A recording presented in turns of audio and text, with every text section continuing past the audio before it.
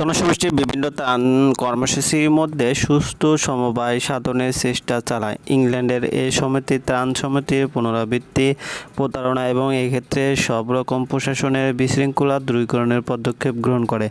এই সমিতির মূল লক্ষ্য ছিল সমবায় ও সহযোগিতা সাধনের মাধ্যমে জনসমষ্টির সামগ্রিক সহায়তা কর্মসূচির সেবার মান উন্নত করা, যা জনসমষ্টির সংগঠন পদ্ধতি উদ্ভবের ভিত্তিমূল স্থাপন করে। আমেরিকার দান সংগঠন সমিতি 1873 সালে আমেরিকা যুক্তরাষ্ট্রে ব্যাপক অর্থনৈতিক মন্দার ফলে উদ্ভূত সমস্যাবলী মোকাবেলা করার জন্য সেখানে অনেক বেসরকারি সমাজসেবা এজেন্সি গঠিত হওয়ার একই এলাকায় সমাজসেবা কার্যক্রমে পুনরাবৃত্তি ও সমবায়হীনতা এবং অর্থহীন ব্যাপক প্রতিযোগিতা সৃষ্টি হয়। এই অবস্থা দূরীকরণের জন্য ইংল্যান্ডে অনুকরণ আমেরিকার বাদলো শহরে 1877 সালে সর্বপ্রথম দান সংগঠন সমিতি গঠিত হয়। এর মাধ্যমে জনসমষ্টিতে সমাজসেবা কার্যক্রমের সমন্বয় সাধনের প্রথম উদ্যোগ গ্রহণ করা হয়, যা জনসমষ্টির সংগঠন পদ্ধতি বিকাশের দিকে নির্দেশনা প্রদান করে। জনসমষ্টি কল্যাণ পরিষদ আমেরিকা যুক্তরাষ্ট্রে 1909 সালে জনসমষ্টি কল্যাণ পরিষদ (CWC) গঠিত হয়।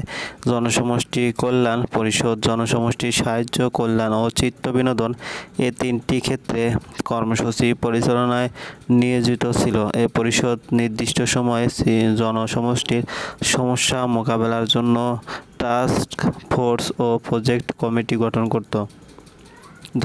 জনসমষ্টির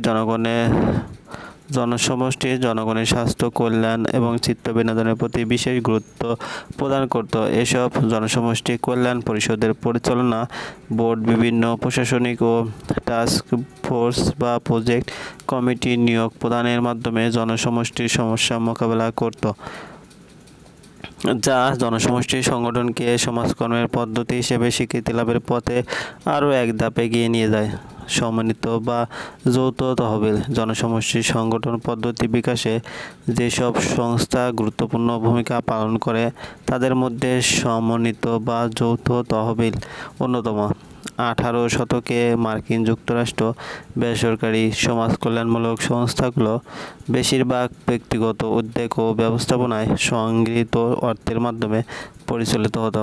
এক পর্যায়ে অনেক সাহায্য সংস্থা গড়ে ওঠায় বিভিন্ন মানবতাবাদী নেতারা যৌথভাবে অর্থ সংগ্রহ করে তা বিভিন্ন এজেন্সির মধ্যে বণ্টন করে দেওয়ার জন্য সুপারিশ করে। 1873 সালে সর্বপ্রথম এরূপ সমন্বিত বা যৌথ তহবিল সংগ্রহের পদক্ষেপ গ্রহণ করা হয়। 1887 সালে মার্কিন যুক্তরাষ্ট্র 23টি বেসরকারি সাহায্য সংস্থা সমন্বিত বা যৌথ তহবিল সংগ্রহ করে। মার্কিন যুক্তরাষ্ট্রে প্রথম বিশ্বযুদ্ধের পর 1920 সালের দিকে এর নাম পরিবর্তন করে রাখা হয় কমিউনিটি চেস্ট।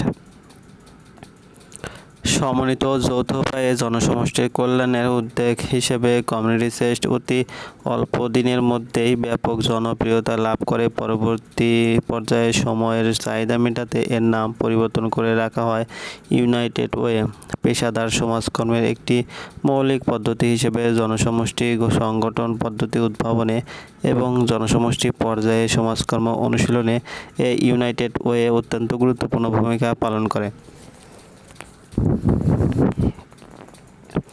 স্থায়ী আবাসন আন্দোলন জনসমষ্টি সংগঠন পদ্ধতি বিকাশে স্থায়ী আবাসন আন্দোলন অত্যন্ত গুরুত্বপূর্ণ ভূমিকা পালন করে।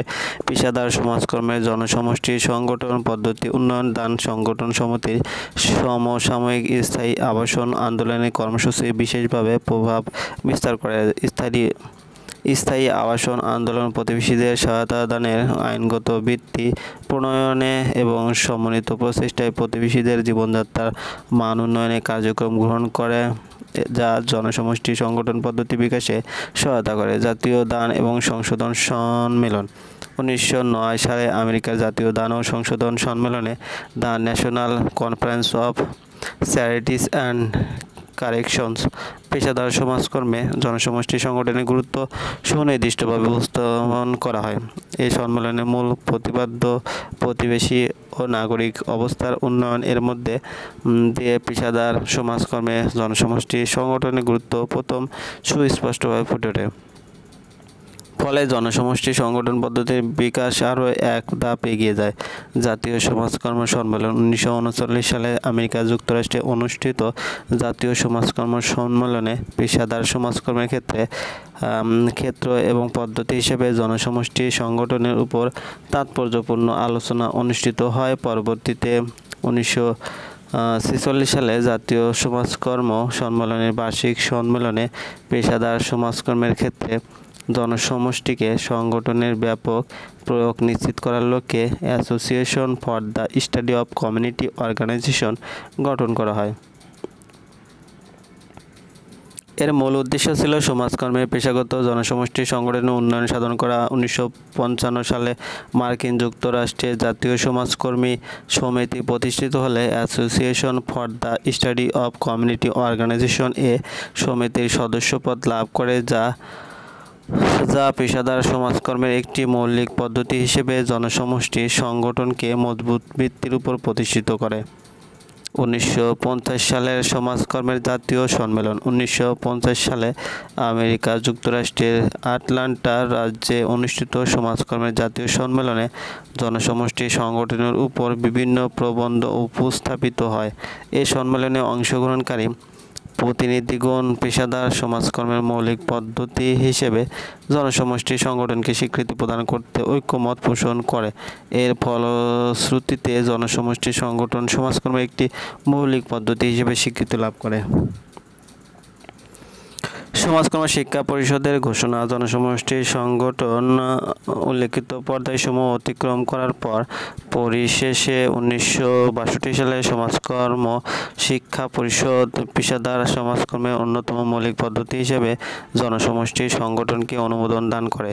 আমেরিকার জাতীয় সমাজকর্ম পরিষদ 1982 সালে পেশাদার সমাজকর্মের প্রত্যেক শিক্ষার্থীর জন্য জনসমষ্টি সংগঠন পদ্ধতির অনুশীলন, জ্ঞান, মূল্যবোধ ও দক্ষতা অর্জন অপরিহার্য হিসেবে ঘোষণা করে। ফলে জনসমষ্টি সংগঠন পদ্ধতি প্রাতিষ্ঠানিক স্বীকৃতি পায় এবং সামনে এগিয়ে যাওয়ার দিক নির্দেশনা লাভ করে।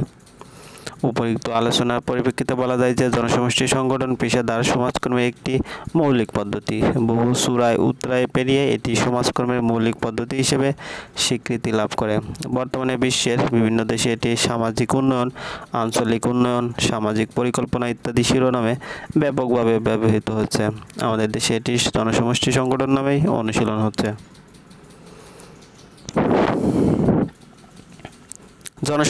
সমষ্টি সংগঠনের উপাদানসমূহ। সমাজকর্মের মৌলিক পদ্ধতি হিসেবে জনসমষ্টি বা সমষ্টি সংগঠনের কতিপয় মৌলিক উপাদান রয়েছে। জে.ডব্লিউ. কার্টারের মতে জনসমষ্টি সংগঠনের 7টি উপাদান রয়েছে, নিম্নে সেগুলোর বর্ণনা দেওয়া হলো।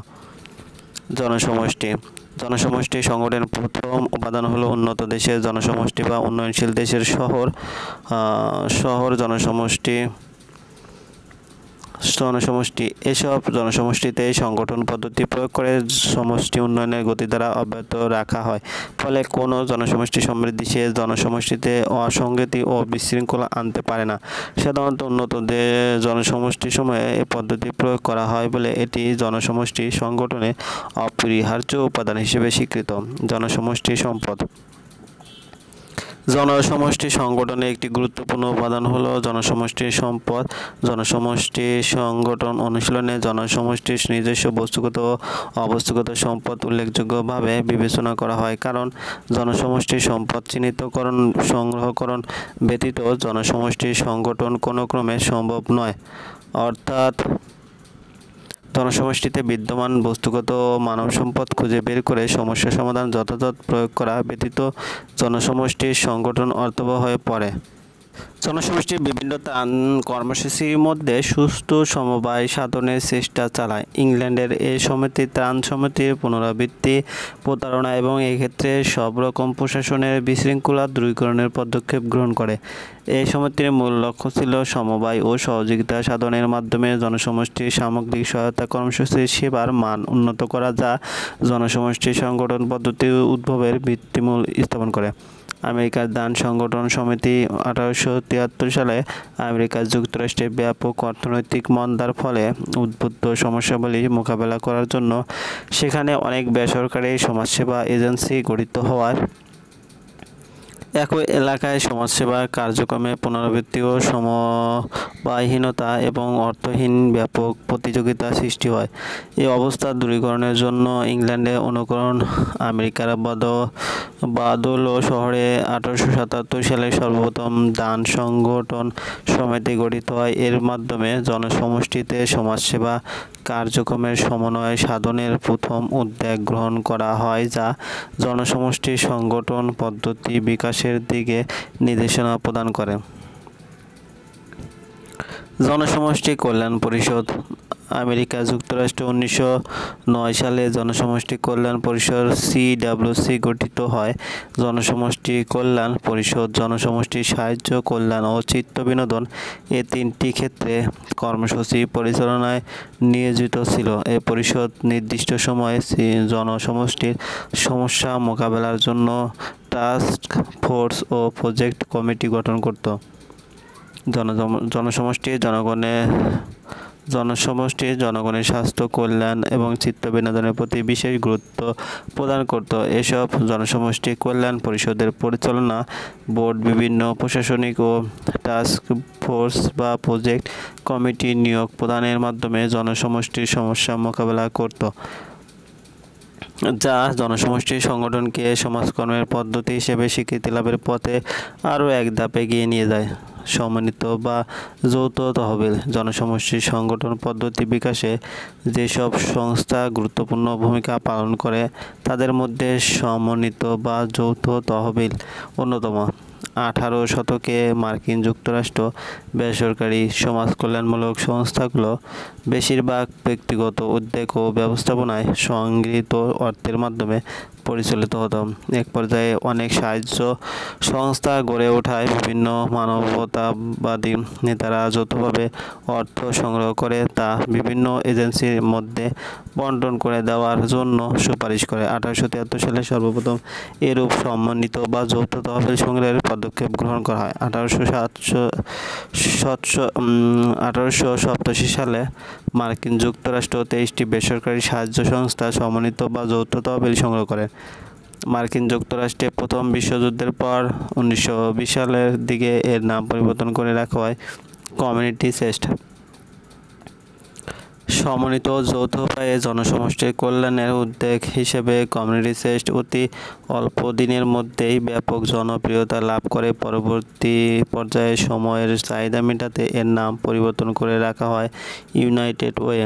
পেশাদার সমাজকর্মের একটি মৌলিক পদ্ধতি হিসেবে জনসমষ্টি সংগঠন পদ্ধতি উদ্ভাবনে এবং জনসমষ্টি পর্যায়ে সমাজকর্ম অনুশীলনে এই ইউনাইটেড ওয়ে অত্যন্ত গুরুত্বপূর্ণ ভূমিকা পালন করে। স্থায়ী আবাসন আন্দোলন জনসমষ্টি সংগঠন পদ্ধতি বিকাশে স্থায়ী আবাসন আন্দোলন অত্যন্ত গুরুত্বপূর্ণ ভূমিকা পালন করে। পেশাদার সমাজকর্মের জনসমষ্টি সংগঠন পদ্ধতি উন্নয়ন দান সংগঠন সমিতির সমসাময়িক স্থায়ী আবাসন আন্দোলনের কর্মসূচি বিশেষভাবে প্রভাব বিস্তার করে। স্থায়ী আবাসন আন্দোলন প্রতিবেশীদের সহায়তা দানের আইনগত